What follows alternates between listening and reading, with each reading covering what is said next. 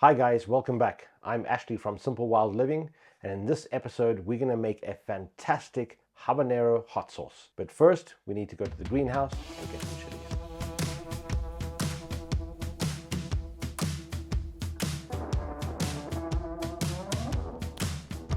So this is the classic habanero, and this is a habanero chocolate.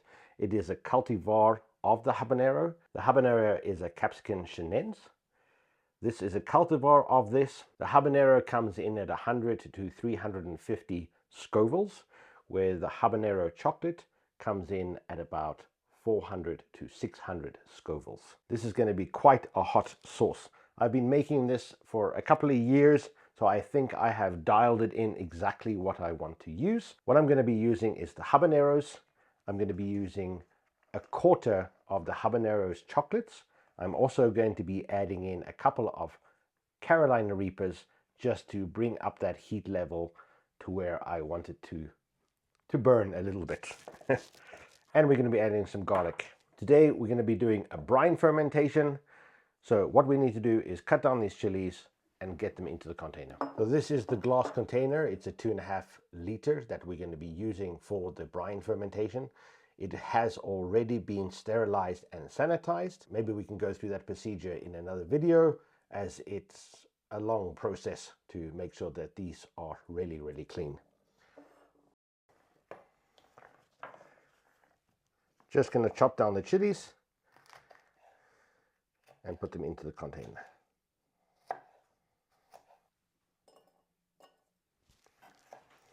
When you're dealing with super hots, it's always good to wear some gloves, because if you touch a part of your face or something, man, it'll burn.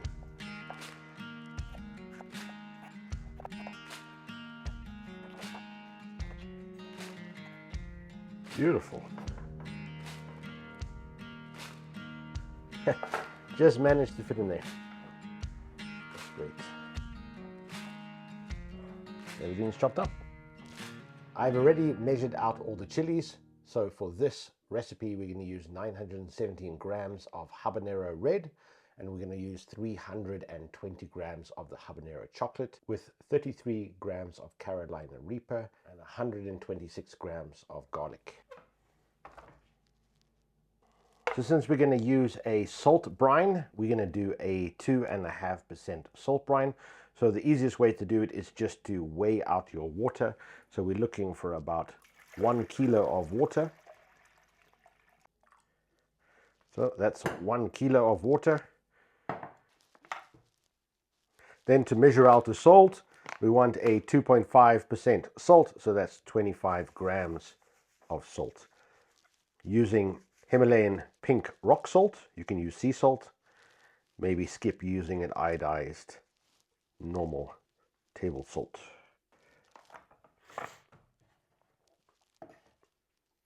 And just mix that up.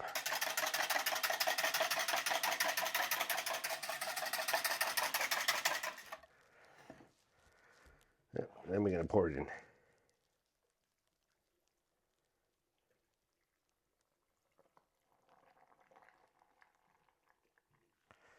Might have to add in some more as all the air bubbles come up.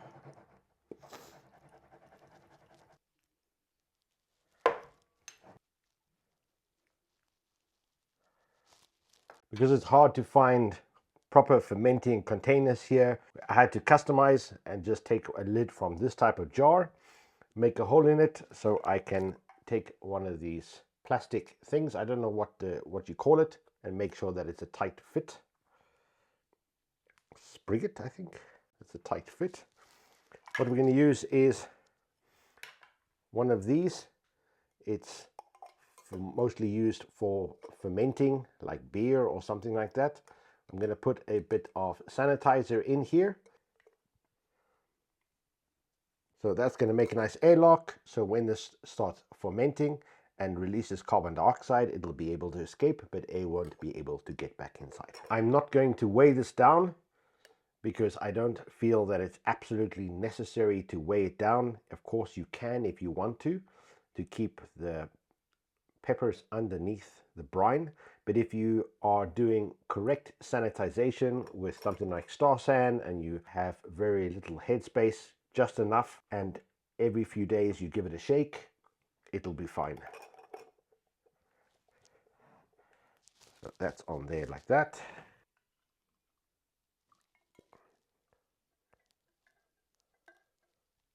So now I can see when it starts to ferment and when it starts to bubble. That's perfect. Loving the colors. It's really, really nice. All right, I'm going to go put this in a dark place around 19 to 20 degrees for a couple of weeks and let it ferment. And then we'll come back to this and make the hot sauce. It's been about 5 weeks now since we started the fermentation of our hot sauce. Here is our beautiful fermented habaneros. It's looking absolutely great. We're going to open this up. I had a little bit of bubble over, but that's totally fine. We're going to have a look inside and see what we can see. Here we go.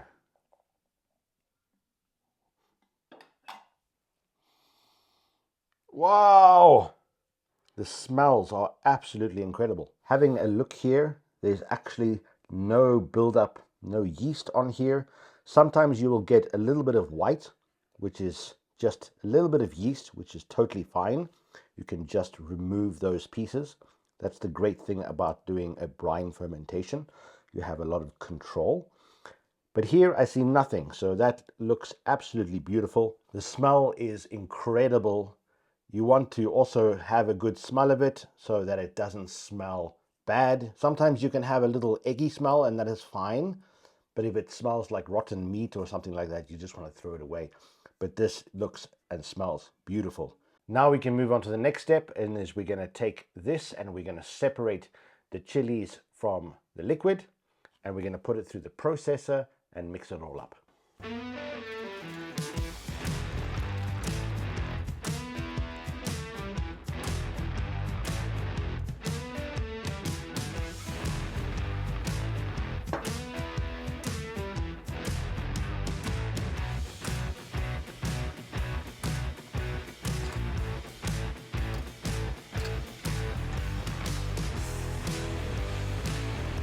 Just going to add a little bit of the liquid just to help it blend up.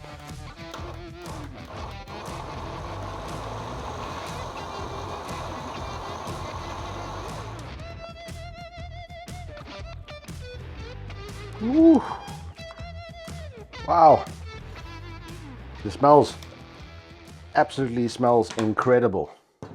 Now that I have mixed up all the chilies, there's one thing that we want to do before we start adding any spices or vinegars or things like that, is to check the pH level, because we want to know how the pH dropped with the fermentation, and that will give us a good indication of how well this was fermented through. For that, I'm just going to take a little container, take some out. So that's going to be the sacrificial pot. I have this very nice pH meter.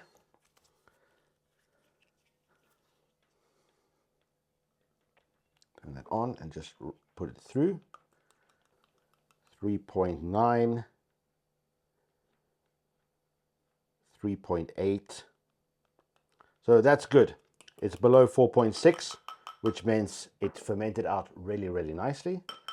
Just going to clean this off and then we can move on to the next step. What we're going to do now is we're just going to divide this into half, because I'm going to be adding some vinegar into this sauce as well. I have some white wine vinegar and some distilled white vinegar that I'm going to be adding to this, mostly for flavor. I want to divide it up so I have more space to mix it. Then we can start by the posterizing, by putting it into a pot and heating it up.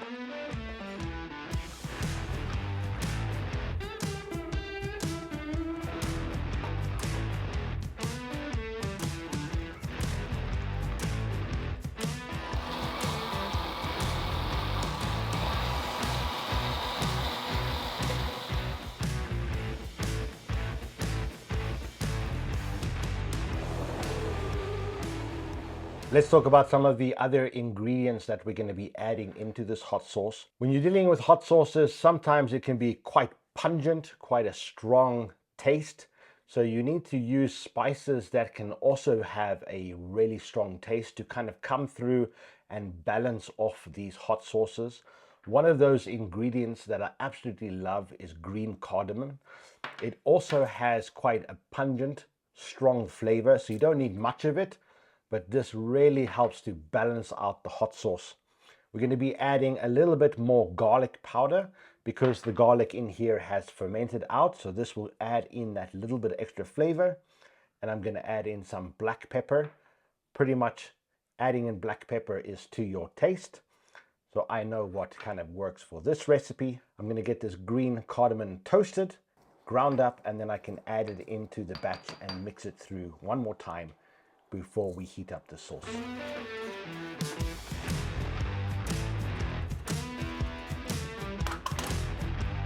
Oh, and just add that to my spice blender.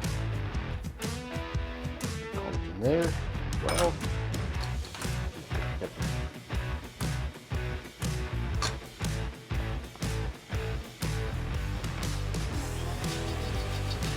And now I'm going to add this just into here to really mix it up so we don't have any lumps.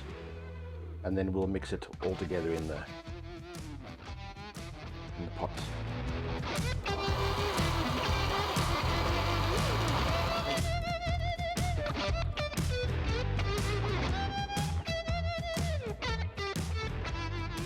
What I've actually decided to do now is, once we have our sauce here, I'm actually going to add in another 500 mils of the brine so I can get the consistency that I'm looking for.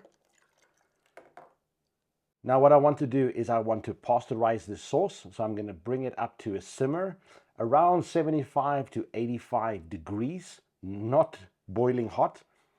Keep it there for about 5 or 10 minutes and then it will be ready to bottle. Now that the sauce has gone through its pasteurization stage, what I want to do is I just want to add in just a little bit of xanthan gum. Xanthan gum is going to just help it emulsify a little bit so it doesn't separate so fast in the bottle. What I'm going to do is I'm actually going to take the mixer, put a little bit of sauce in here with a little bit of xanthan gum and mix it up so I don't get any lumps in the sauce.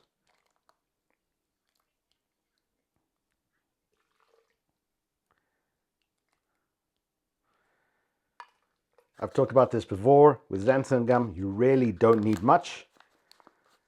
I'm just going to put in there half a mil, and that should be enough.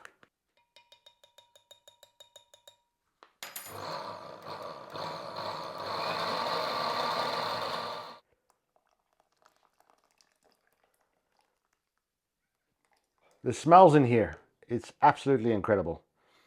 Woo! So now this sauce is ready. I can go and clean all the bottles, sanitize them, fill them up, and we can come back and we can taste the sauce. Really exciting. Finally, the habanero sauce is done, bottled up, labeled. It's looking great. It turned out actually very surprisingly, very, very good. I'm happy with the recipe. The balance is superb. It's definitely a habanero sauce, but it's a bit like barbecue-y. It's really, really nice. So the last thing we need to do is actually try it and see what it's like. Just going to take a little bit.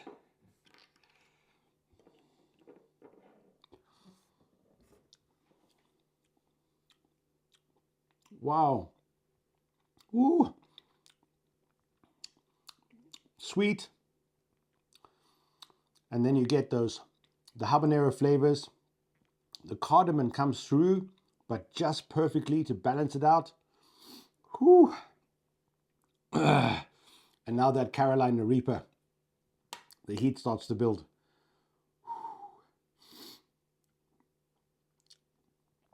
Wow.